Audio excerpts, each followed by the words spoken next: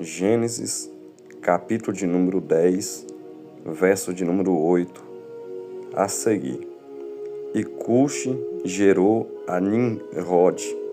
Este começou a ser poderoso na terra, e este foi poderoso caçador diante da face do Senhor. Pelo que se diz como Nimrod é poderoso caçador diante do Senhor. E o príncipe do seu reino foi Babel, e Ereque, e Acade, e Calné, da terra de Sinai. Nimrod, o protótipo do anticristo. Introdução.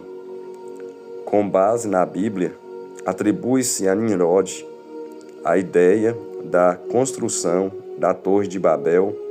Ele também teria sido o fundador da grande metrópole perversa de Nínive e de outras 3 grandes cidades, Reobote e Calã e Recém, conforme Gênesis, capítulo de número 10, versículo de número 11 e 12. Diz assim: desta mesma terra saiu ele, a Síria, que edificou a Nínive e Reobote e Calã, e Recém entre Nínive e Calã. Esta é a grande cidade. Isso demonstra sua grande sede de domínio e poder. A construção da Torre de Babel revelou a soberba e a arrogância do homem para se opor ao governo de Deus.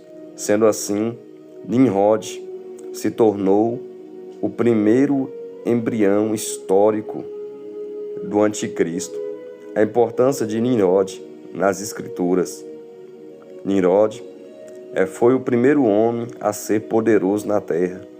Conforme Gênesis, capítulo 10, versos 8, o anticristo será o último homem poderoso na terra.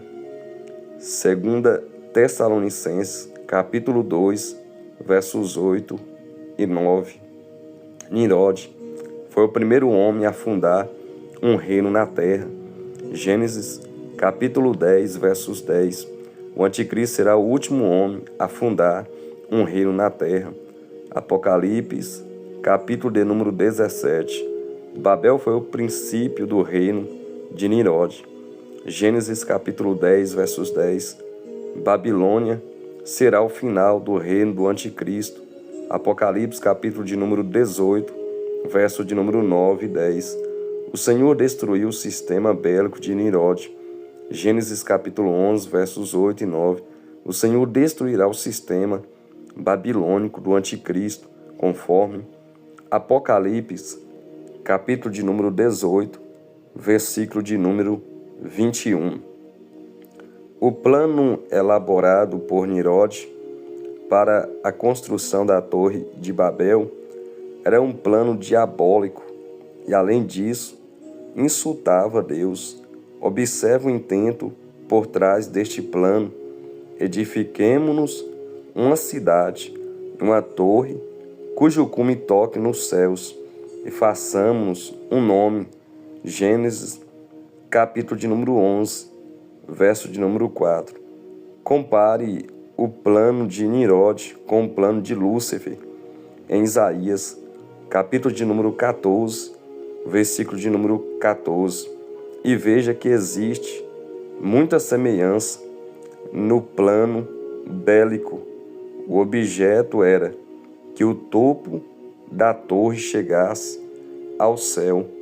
No plano Lúcifer, o objetivo era estabelecer seu trono nas alturas e ser semelhante ao Altíssimo. Percebe-se a arrogância desses 2 planos, porém todos os 2 planos foram frustrados pela intervenção divina. Olha o que está escrito em Isaías, capítulo de número 14, versículo de número 14. Disse Lúcifer: subirei mais alto que as mais altas nuvens, serei como o Altíssimo. mas às profundezas do Sheol você será levado, irá ao fundo do abismo. Os que olhavam para você admiravam-se da sua situação e o seu respeito. Poderam. É esse o homem que fazia tremer a terra, abalava os reinos, fez do mundo um deserto, conquistou cidades e não deixou que os seus prisioneiros voltassem para casa.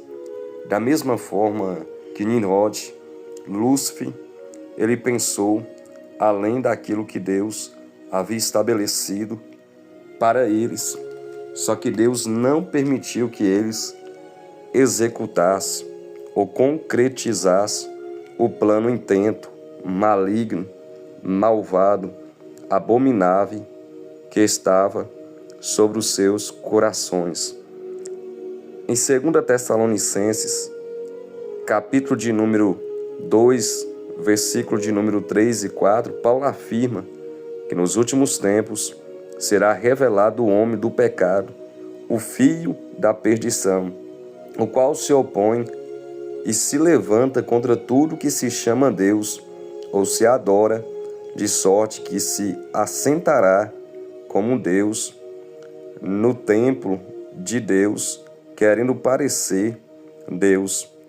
Entretanto, será revelado esse iníquo, a quem o Senhor desfará pelo sopro da sua boca e aniquilará pelo esplendor de sua vinda, conforme 2 Tessalonicenses, capítulo 2, versículo de número 8. Conclusão: muitos protótipos do anticristo surgiram ao longo da história, numa demonstração clara da manifestação futura do homem do pecado, o anticristo. Isso confere com o que João escreveu: filhinhos, é já a última hora, e como ouvistes que vem o anticristo, também agora muitos se têm feito anticristos, por onde conhecemos que é já a última hora. 1 João, capítulo 2, versículo de número 18. Quando nós nos deparamos para a história de Nimrod, nós temos aqui uma suposição, aparentemente, é do anticristo, aqui no Antigo Testamento. Quando nós nos deparamos com este homem por nome de Nimrod, aonde era um homem poderoso na terra, da mesma forma o anticristo, ele será um homem poderoso, a qual aparecerá solucionando um problema econômico, social, e todas as nações achará nele a solução para o seu problema, pois a humanidade estará sofrendo neste período que o anticristo aparecer, por momentos difíceis, aonde o povo está passando por necessidade, fome, está invadindo todos os lugares da terra, aonde prejudicará todos os povos, línguas, tribos e nações, e o anticristo aparecerá solucionando esses problemas, e todas as pessoas encontrarão nele solução para o seu problema. Este foi poderoso caçador diante da face do Senhor, pelo que se diz como Nimrod, poderoso caçador diante do Senhor. Então Nimrod, conforme o capítulo de número 10, versos 8 e 9, ele era um homem poderoso, onde as pessoas ali achavam solução para muitos dos seus problemas, e muitas pessoas foram incitadas ou incentivadas por Nimrod a reconstruir essa torre por nome de Babel.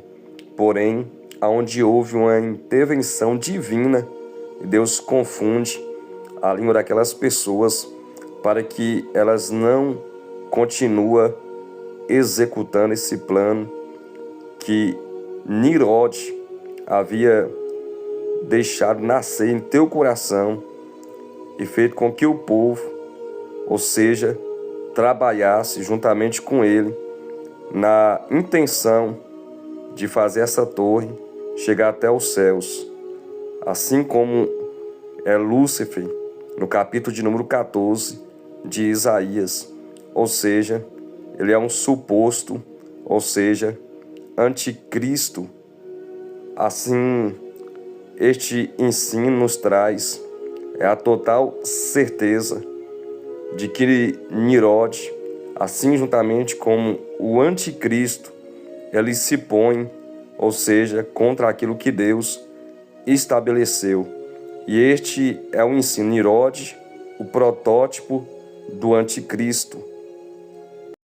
Se você gostou deste vídeo, deixe o seu like. É você que não é inscrito, inscreva neste canal.